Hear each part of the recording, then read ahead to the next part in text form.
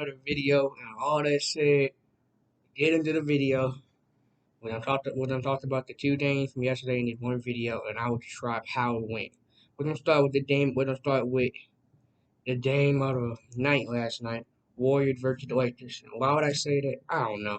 It really was not a game of the night because I was the game of the night, and then the Knicks and Heat out the game of the day. But they were both blowouts. That's all I'll say. The Lakers game was definitely a blowout. The Heat game was kind of a blowout, but we'll talk about that afterwards. Lakers and Warriors. The Warriors, there's something wrong with them. There's something wrong with the Warriors. And also, we also have breaking news. We'll talk about that in the other video. But the Lakers and Warriors thing, we all know how terrible the Warriors are on the road, and they definitely showed it yesterday about how terrible they are shooting 3-pointers, turning the ball over, just playing on the road. They're just terrible. They can't anything done. Thompson is gonna throw from three. He'll shoot like 23. Only made like five of them. Terry will shoot 23 as well. Only made like five of them as well. They think how terrible they are on the road. They don't make. They can't do the same stuff they do at home. And this is why the Lakers. This is why the Warriors needed to win both games at home. Because if they would have won both games at home, then these games would not be much wins. Game 3 and Game 4 would not be much wins. You'll love to win one of them two games, but it wouldn't be much win because you already won both of your games at home. You took care of your business. Now the Lakers, they need to take care of their business.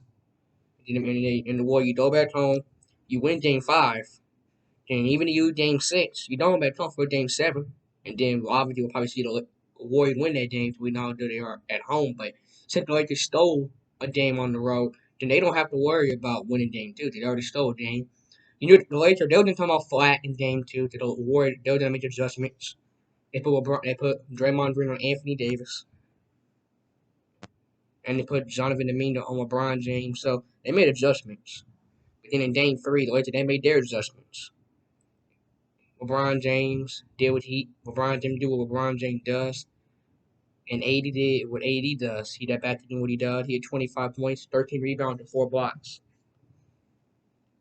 And the Lakers won that game 127-97. 30-point blowout. So the Lakers go up 2 games to 1. So we'll see what happens in Game 4 tomorrow night. If the Warriors lose that game, then the series is over. It'll be over. All right, the Knicks and Heat. I felt like the Heat were gonna win that game, and they did. Jimmy Butler, I felt like he was gonna return, and they had a 4-day span, and they did. They were off for 4 days, so obviously that ankle was gonna heal up, and he did return. He had 28 points last night, and he returned. And Jimmy Butler, stuff, he closed the door and got Miami the win, and they're up 2 games to 1 as well. I thought the Knicks. That's how I think they're gonna go. And I thought the Knicks are gonna win Game 4. I think they're gonna make a judgment and bounce back. And I thought they're gonna win Game 5. Then the Heat will win Game 6 to force the Game 7 back in New York, and then we'll see what happens. The Warriors series. I think the Warriors do win Game 4. I think they win Game 5 at home. Then I think the Lakers win Game 6 as well. In Game 7, we'll see what happens. I think every series is gonna go 7, except for the Phoenix Suns series. I think every series goes 7, except for the Phoenix Suns and the Denver Nuggets. But that series is very likely to not go 7. It ain't. The Nuggets are just too good. The Phoenix Suns are missing some key weapons. They don't have Chris Paul, and they don't even have a bench. So Kevin Durant and Devin Booker gonna be playing over 45 minutes a night, 40 minutes, whatever, how many minutes they be playing. They're playing pretty much the entire game. They're just so tired, so exhausted.